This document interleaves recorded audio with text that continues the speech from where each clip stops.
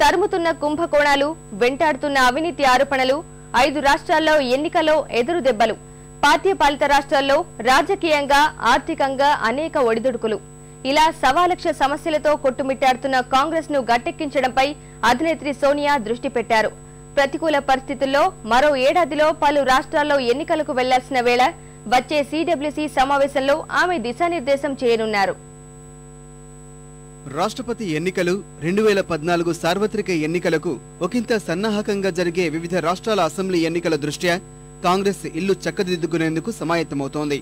పార్టీలో ప్రస్తుత సంక్షోభ పరిస్థితుల్ని అధిగమించడమే లక్ష్యంగా ఇందుకోసం ఓ రోడ్ మ్యాప్ పై దృష్టి సారిస్తోంది.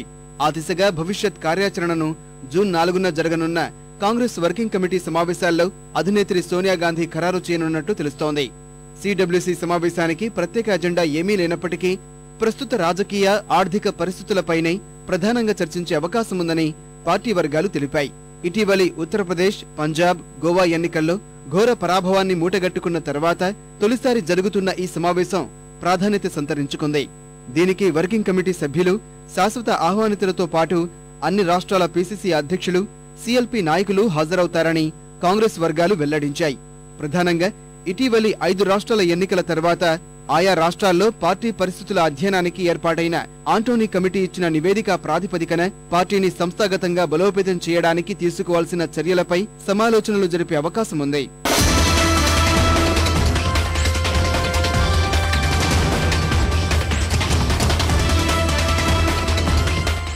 ఈ ఏడాది చివర్లో భాజపాకు గట్టి పట్టున్న గుజరాత్తో పాటు హిమాచల్ ప్రదేశ్ ఎన్నికలు జరగనున్నాయి.